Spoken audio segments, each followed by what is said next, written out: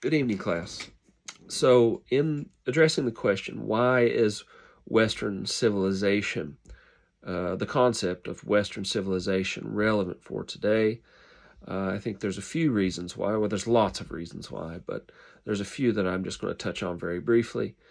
A better question might be is how is it not relevant for today? We're all inheritors of Western civilization.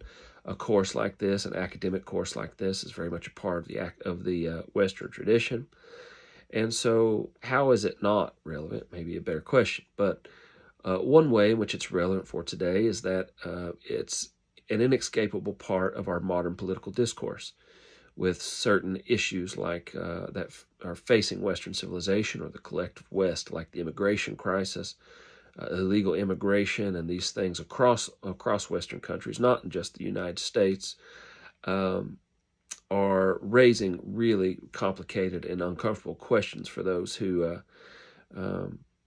believe in the uniqueness of Western civilization. It's an inescapable part of our modern political discourse. During the mid-1990s, Samuel Huntington, professor at Harvard, in his book Clash of Civilizations, argued that no country or civilization in the history of the world had ever survived multiculturalism.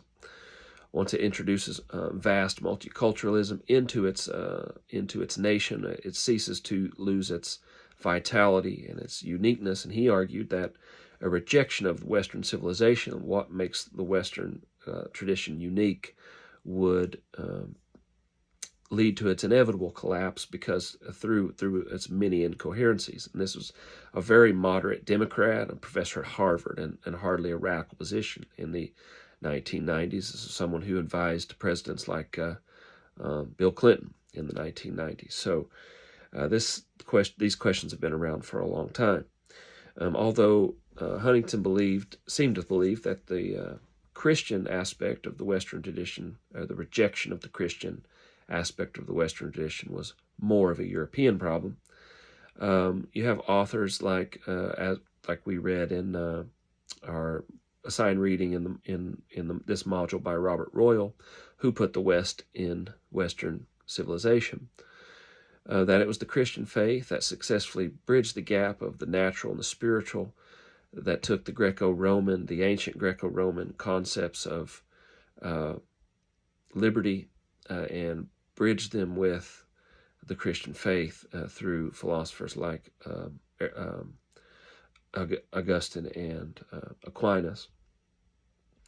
And also in the article by Rosenthal Puel, he contrasts the more modern notion of freedom as an egalitarian notion of freedom, the freedom of the individual, the freedom of the individual to have maximum negative liberty, freedom from restraint, versus the more ancient understanding of liberty and freedom through virtue, self-mastery, moral goodness in one's pursuit of the good life or the good.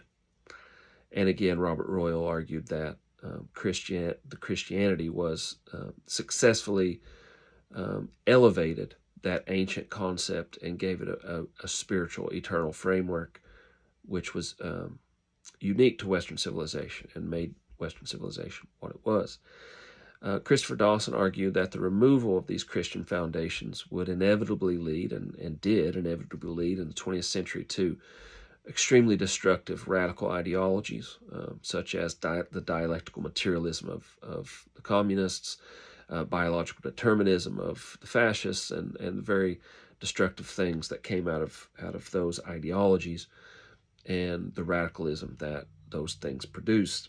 And he not only argued that it had disastrous consequences in the 20th century, but also had held vast implications for the future as we move beyond post-modernity and the deconstruction of everything Western civilization was ostensibly built upon. And so that's the last way in which it's relevant, is it helps us address the question of where do we go from here? Where do we go in the postmodern world beyond the post-liberal order? And what do we do from here? Where do we go from here as the inheritors of Western civilization?